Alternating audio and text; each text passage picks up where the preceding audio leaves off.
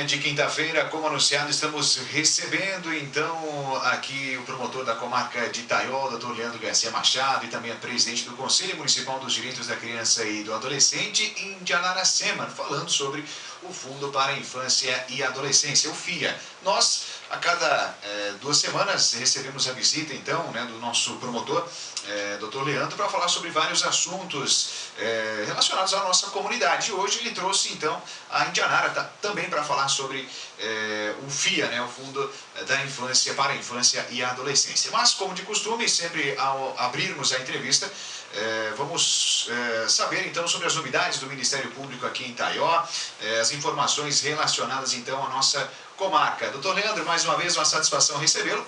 Como foi a movimentação dessas 2 últimas semanas? Bom dia. Bom dia, Jefferson. Bom dia a todos os ouvintes da Rádio Educadora.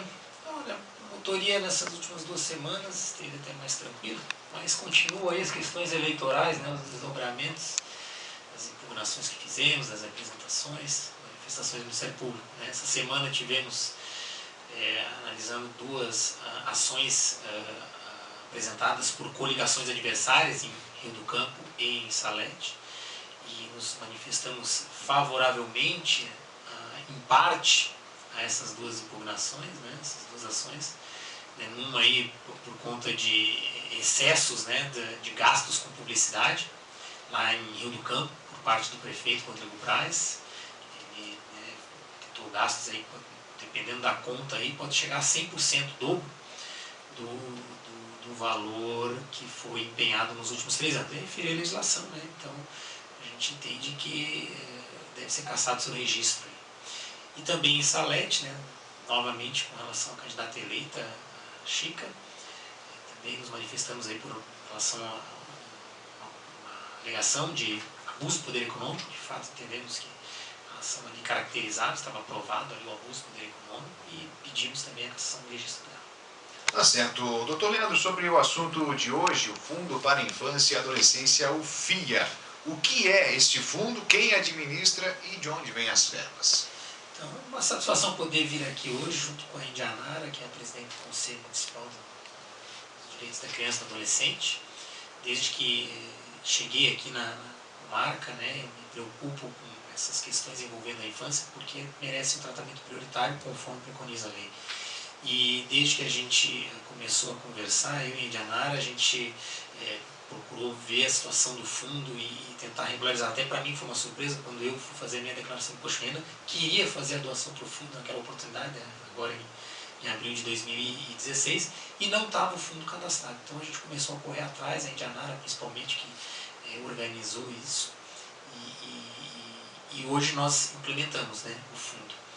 Então, aqui em Itaió, bom que seja claro, a gente sabe que a audiência aqui não se restringe a Itaió, mas estamos falando do fundo de Itaió, em Mirim-Doce, em Salete também nós vamos agora atrás lá para conseguir regularizar. Mas o fundo, respondendo a sua questão, Jefferson, o fundo ele é destinado a receber dinheiro, doações, verbas orçamentárias, para promover algumas ações sempre na área da infância, da proteção da infância, promoção de interesses, de direitos da criança e do adolescente.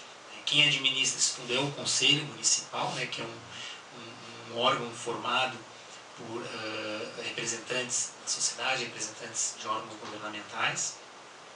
Ele que administra, que é presidido pela Indianara. E as verbas são principalmente oriundas de doações de pessoas físicas e jurídicas, em seguida a Indianara vai detalhar isso, e também dotações orçamentárias, ou seja, da própria administração pública. E uma outra fonte que não é tão expressiva, mas ela existe, e nós estamos até tentando aumentar isso, são as penas pecuniárias aplicadas àqueles que violam os direitos da criança e do adolescente. Então, isso, especialmente o Conselho Tutelar tem uma função importante nisso, porque onde detectar a violação de direitos da criança, pode identificar o responsável, o infrator, e aplicar a ele uma multa, que depois, se confirmada em juízo, a pessoa paga e reverte para esse fundo. Tá certo, e estamos recebendo então a Indianara também aqui ao vivo nos nossos estudos. Indianara, quem decide como é deliberada a aplicação dos recursos do fundo? Obrigado pela sua participação, bom dia. Bom dia, Jefferson. É um grande prazer comparecer aqui na Rádio Educadora para a gente comentar sobre esse tema. enquanto presidente do CMDCA, a gente está movendo todos os esforços possíveis para estar tornando ativo o fundo da forma como o Dr. Leandro comentou anteriormente. Quem aplica os recursos do FIA e quem delibera sobre as ações, como comentado pelo Dr. Leandro, é através do Conselho Municipal de Direitos da Criança e do Adolescente. É feito um plano de ação de acordo com as demandas do município, as principais áreas em que há defasagem de oferecimento de serviços, principalmente para as crianças que têm mais vulnerabilidade social e que também foram vítimas de violência na infância ou na adolescência. Então, o Conselho faz um plano de ação no início do ano e aí faz um acompanhamento do uso desses recursos. Algumas entidades, pode ser públicas ou privadas, inscrevem projetos para o uso desse recurso e o Conselho analisa. Se o projeto atender, realmente entender que o projeto vai atender realmente as crianças e o grupo que vai ser atendido é suficiente, aí vai estar utilizando, o Conselho delibera que utiliza-se esse recurso. No momento, de antemão, apesar de todos os esforços, o nosso FIA ainda não encontra-se cadastrado, porém a gente tem até o dia 13, próximo dia 13, então vai estar cadastrado e apto para receber. Na próxima declaração de imposto de renda já vai estar apto para estar recebendo doações. Certo. Indianara, quem e como podem ser feitas então essas doações a partir desse cadastro? As doações elas podem ser feitas por pessoas físicas e pessoas jurídicas. Existe um percentual máximo em que as pessoas, tanto física quanto jurídica, podem doar. Com relação às pessoas físicas, elas poderão doar até 6% da sua declaração. E as pessoas jurídicas, 1% do lucro real. Nada impede que as pessoas também façam doações espontâneas, mas a respeito do limite para imposto de renda, 6% para pessoa física e 1% para pessoa jurídica. Tá certo. Doutor Leandro, é importante a conscientização e também aos que nos ouvem, aos que têm o interesse de estarem colaborando, já que há essa possibilidade, né? Sim, acrescentando ao que a Indianara já comentou, é importante destacar que as pessoas físicas e jurídicas não vão doar, o dinheiro que elas doam não é um acréscimo em relação ao que elas devem de imposto de renda.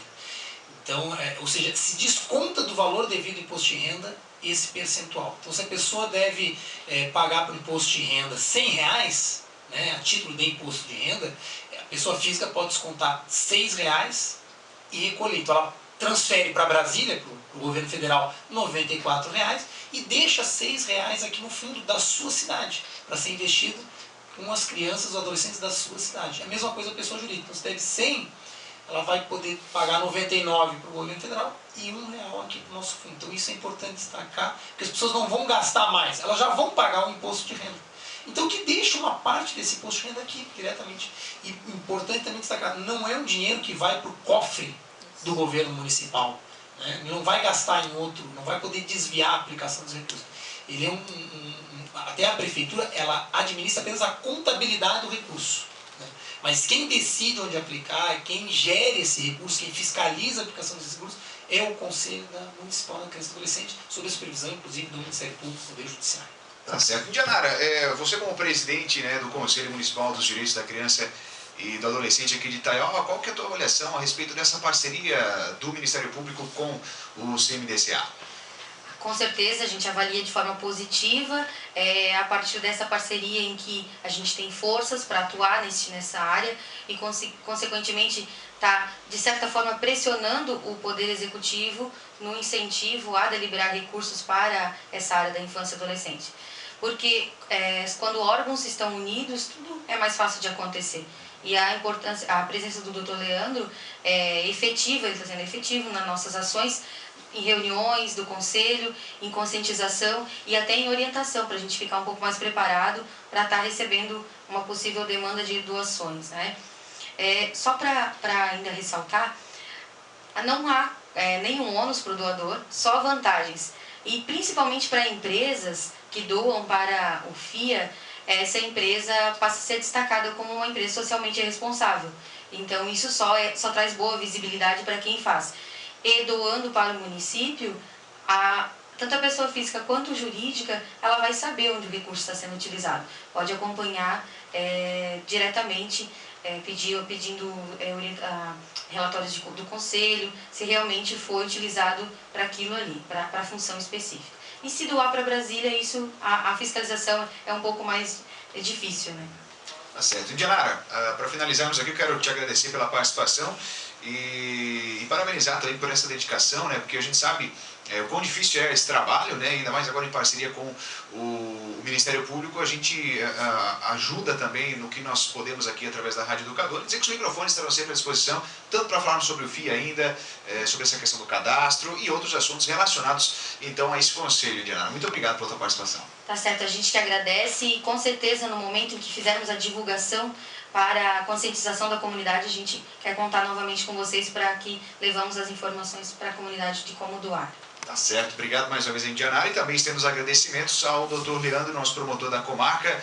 Doutor, estaremos sempre aqui à disposição e eu não posso fechar aqui sem fazer ainda uma pergunta a respeito dessa situação eleitoral, que nós a cada 14 dias estamos falando sobre isso.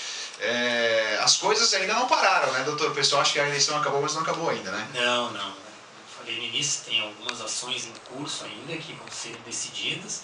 A ação que o Ministério Público moveu, né, o pedido que a gente fez ao juiz para não diplomar a candidata Chica, me parece foi apreciado ontem, a princípio, pela notícia que eu tive, o juiz não acolheu, né, mas pelo menos pela nota que eu li na imprensa, divulgado pelo representante lá, o advogado da Chica, os fundamentos que lá estavam, eu particularmente não concordo, né? Entendo que uma pessoa que foi condenada criminalmente por uma sentença transitada em julgado, ou seja, que não cabe mais recurso, essa pessoa não pode assumir um cargo público, né? Seria um deboche a gente permitir uma situação dessa. Então, naturalmente, o Ministério Público, quando tiver ciência formal dessa decisão, vai analisar os seus fundamentos, né? E aí vamos estudar o recurso cabível, né?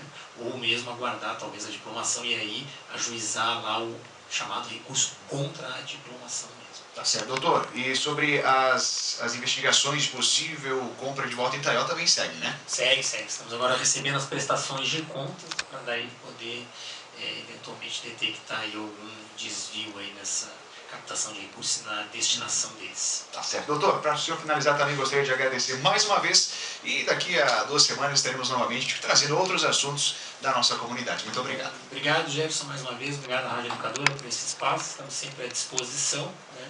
E vamos trazer, com certeza, mais notícias a respeito, especialmente do fundo aí, para sensibilizar as pessoas aqui da cidade de Itaió para contribuírem, doarem para esse fundo.